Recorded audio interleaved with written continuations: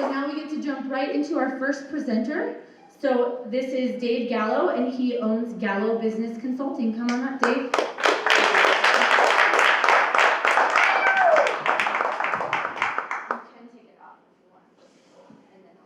I didn't know it was that kind of a club.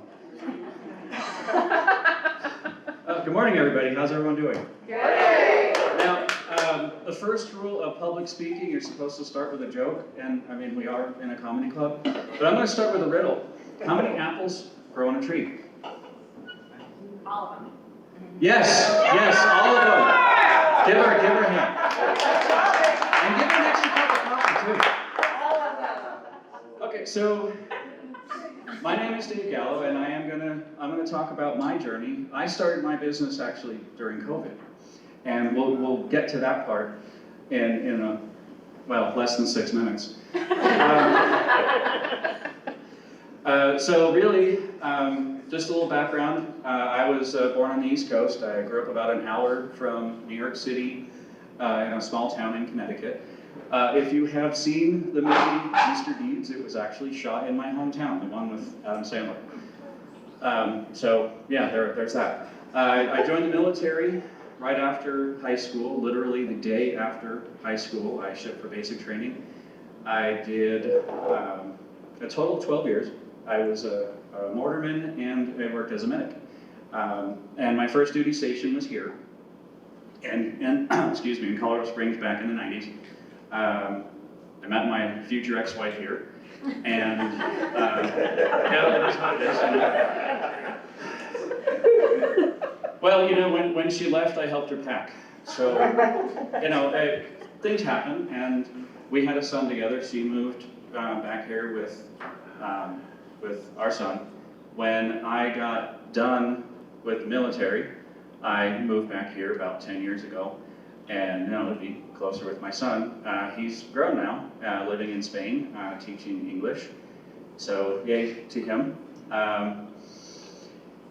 In the meantime, I have been working for the last 16 years or so in eye care.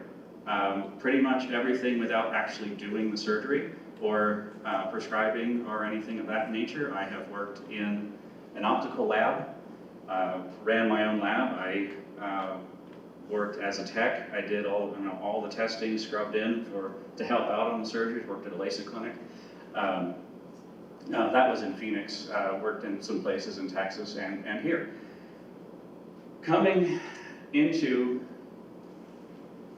2020, you know, 2019, I have to say that I was looking for something new. I was looking to grow a little bit more beyond what I was already doing.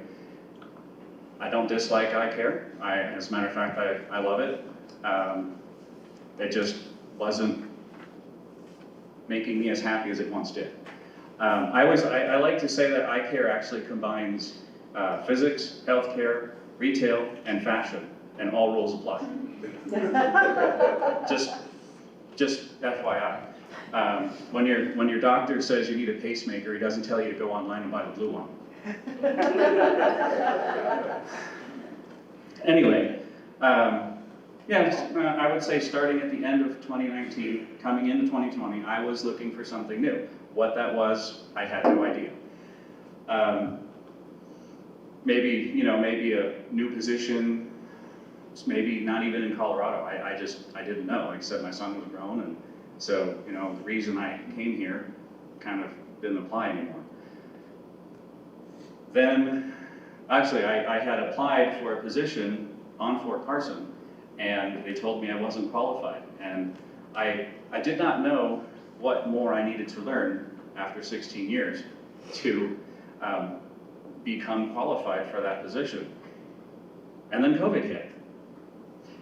I was in the middle of actually selling a lady a pair of glasses when the boss called up and said, hey, shut it down. So I had to kick her out. I couldn't take her money because we didn't know if we were going to be closed for 6 weeks, 6 months, 6 years, or, you know, nobody knew. This was back in March. So, you know, kicked her out, left the heat on a little bit.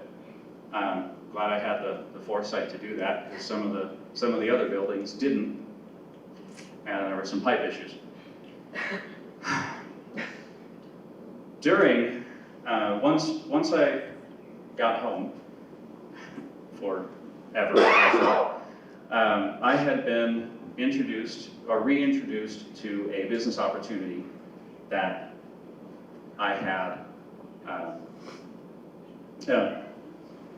a business opportunity that I had been exposed to before, but I didn't have time to, pursue it. So I figured, well, everything shut down, all my hobbies, everything was done. So I figured, well, this is the time to do it. So I started taking, I said, yeah, let's go. I started taking the classes. I did some and it was all online, it was all virtual. We did some case studies, and I realized, yes, I can do this. Then, once I learned how to negotiate the business debt, I heard the relief in this one gentleman's voice, and I realized I must do this. Thank you.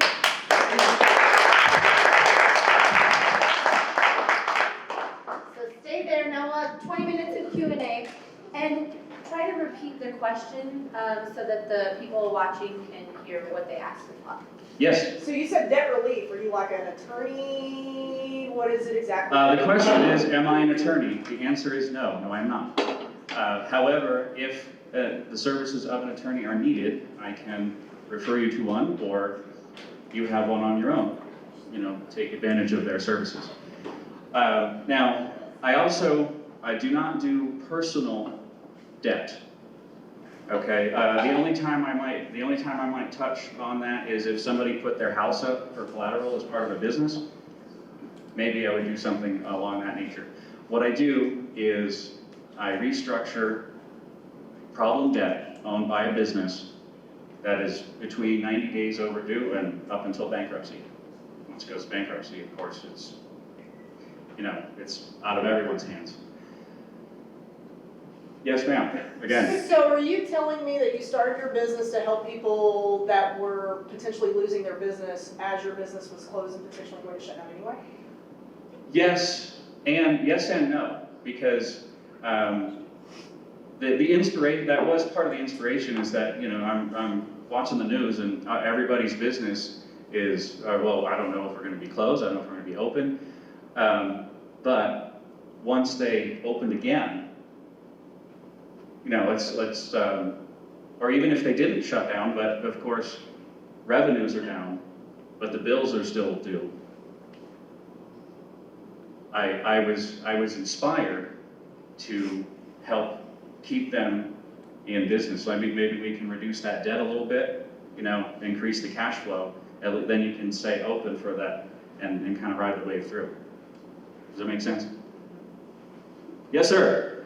Now, are you part of a larger network, or are you just a standalone?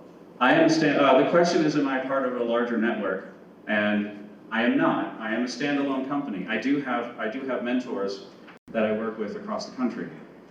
However, I am standalone, and it's you get me. Yes, sir. Can you give a common scenario of a situation that you might walk into and help with specific bills and whatnot? Say that again. A common scenario of a business you might walk into that needs your assistance, of specific situations you might help give. Okay, common scenario. The question is if I could give an example of a common scenario. And as a matter of fact, I'll talk about one of the case studies that we did in my training. Is there was a plumbing company who had been buying parts from a larger plumbing company in the same area, and they had done the smaller company had done some work on some houses that went into foreclosure. So they were way down on the list and didn't get paid for that work. The larger company still wanted their money and said, hey, you owe us. It was about 200 grand, I think. But hey, you still owe us this money. If you don't pay us, we're going to take you to court. And there was all that, collection notices and all that back and forth. And what they did, the smaller company actually called my teacher and said, hey, I need some help. He went to the larger company and said, hey, you guys have been doing business for, 15 years. If he goes under, you lose a client. He's spent $1.5 million, $2 million, $3 million. Think about over the life of two businesses. The larger company actually said, yeah, well, that's great, but if he goes out of business, I get his clients. So what they wound up doing is, so usually when you're behind on one thing, you're behind on more than one thing, yeah. So they went down a little bit lower, restructured a few other debts to increase the cash to pay this guy off, then found a different distributor for a little bit cheaper, so that the community had two plumbers to choose from. Because really, this bigger company was trying to squeeze the little guy out of business. That was one of the case studies where I realized, yeah, I can do this. There was another scenario. This was a live call I listened in on. This gentleman was he was the business owner. He had several employees. His wife handled the household money. He brought in money though for the household, and he was behind close to $500,000, and he was so distraught. He had no one to talk to. He couldn't talk to his employees. He couldn't talk to his wife. He couldn't talk to his buddies, because he didn't want to talk to his competitors for sure. And he was scared he was going to lose his house, his wife, his kids were getting older, getting ready to start college. My teacher was able to negotiate that debt down by about 65%. And the relief in his voice was where that was my call when I said, yeah, I can do it, but now I have to. Yes, ma'am. What are the tipping point, red flags, signs that a business owner needs to contact you? I would say anything once you go 90 days past due, because that's when the nasty grams start coming. That's when emotions start to run high, and so yeah, anywhere between 90 days. If you are a business owner is being sued, because it eventually gets to that point, time is not your friend. In Colorado, once you've been served, you have 21 days, Sundays included, to respond. So time is of the essence. If you are in good faith negotiating with the original debtor, or the original creditor, I'm sorry, usually they will work with you and maybe not take it all the way to court because you're trying to work something out. If you don't answer, you're going to get a default judgment and lose your business anyway. What are your limitations as far as who you can work with and where? I mean, obviously Colorado Springs, but how far is your reach? My reach is global, really. I don't have a set territory. Obviously, I'm focused on Colorado Springs because I live here, the Front Range, the entire state. But I can help anyone, anywhere. Especially now with Zoom, with internet. I can email you the forms that you need. You can sign them, send them back to me. That's perfectly fine. One thing I will say is all of my consultations are confidential. Okay, at least on my side. I do not blast that Brandy's business was in trouble and I saved it. Don't tell them. Exactly. Yes, that's exactly my point. I mean, if you want to sing my praises, please do. But it won't come from this direction. Yes, ma'am. Okay, so say a business is not in trouble, they're not in dire straits, but they want to reorganize their debt and they want to restructure probably to save capital Mhm. or, bring a little bit more money into the business versus paying debts. Can you help non-stressed businesses reorganize for a financial advantage? The question is, can I help non-stressed businesses? And that answer is yes, I can. It isn't my primary focus because I want to help the people that need it right now. But even in times of growth, I can bring in capital if needed to, I need a new truck, I need a larger space, I need a new roof, something, all that. I can assist and bring in the capital, and I can work with other people who bring in capital as well. Do you find it that people don't reach out to you because if they're already in financial stress, how are they going to pay you? That is an excellent question. I don't work for free. Usually my fees are based on a percentage of what I save, but it's always structured in a way that's advantageous to that company. If they only have $5,000 in cash, I'm not going to charge them 10 or even 5. Every situation is going to be individual to that business, and we structure it, and you get, hey, this is what I'm going to charge you, and you can say yes or no before I even move on. Secondly, if I don't get results, you pay nothing. I like that. Yes, sir. Are you able to help a business renegotiate an office lease? I am, but I know some people who are better at it than me, so I would refer them to that person that I know, like 3 people. But yeah, I can do it, but there's people who do it better.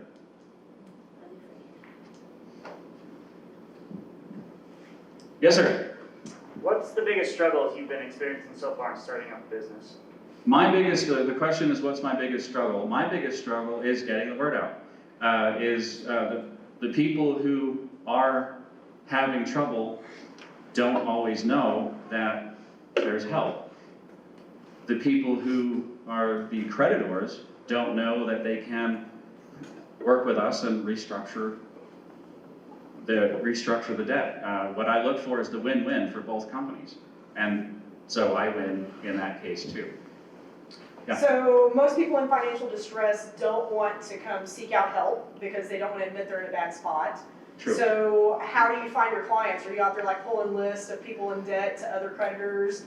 Are you almost like chasing ambulances, How are you finding your people? I assume you're not. Interesting. No, I'm not chasing ambulances. Actually, if I can answer that question with a question, I was trying to look through court records because once your business gets sued, it's now a matter of public record. I have not had the success that I'm looking for, at least in El Paso County. I've had limited success in Denver, or Denver area. So that is one resource. But the question is, when I was a kid, they used to put legal notices in the newspaper. I don't know if they still do that. Does anyone know? What's a Yeah, they cage do. crime? Okay. What's in the newspaper? The answer is, what's a newspaper?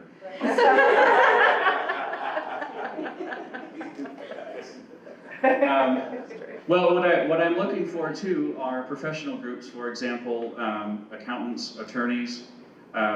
Now understand, I'm not an attorney and I'm not trying to take anything away from attorneys, but I also don't know any attorney who went to, Harvard Law and said, gee, I can't wait to graduate and sue people for 50 grand. So we want the lawyers to fight the fights that we hire them to do. So I saw a need and thought I'd fill it. Good job. In the back. Is there any particular industries that you would like to target? The question is, are there any industries? The answer is no. Any small to medium privately owned business, I can help. I'm not worried about, IBM or Xerox or any of the, I'm not worried about, Amazon or anything like that. So But- small businesses. Small to medium-sized businesses, privately owned. I think we have time for one more question. There's one right there. Special question. Due to COVID, a lot of businesses are going out of business, a lot of small restaurants and things like that, and they've amassed debt over the years. Can you help them eliminate some of that debt when going through that closing? Usually once, the question is, can I help the businesses that are closing? Am I hearing that right? Yeah, if they're going out of business so they don't, acquire a bunch of debt personally.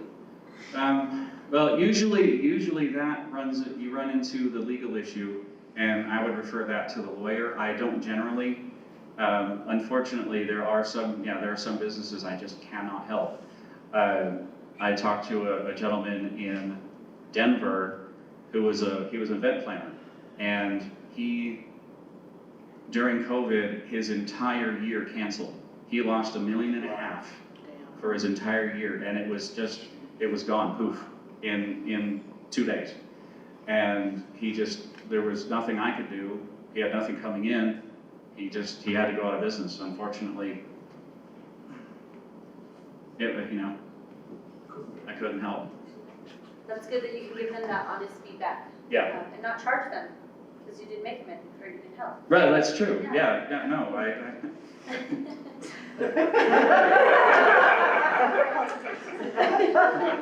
if I order a burger and I don't get one, I'm not gonna pay you. Who would like to have the honor of asking our super special question today? Go ahead, Danielle. So Dave, as the Colorado Springs business community, what can we do to support you in growing your business? The question is, what can you do to support me? First, referrals. Most definitely, as I said, since I'm confidential, please, yeah, referrals. And if you know accountants, if you're a business owner, most of you probably have an accountant. Wink, wink. Attorney groups, commercial real estate owners. When you're behind on the rent, you're probably behind on everything else. Let me help you keep a client.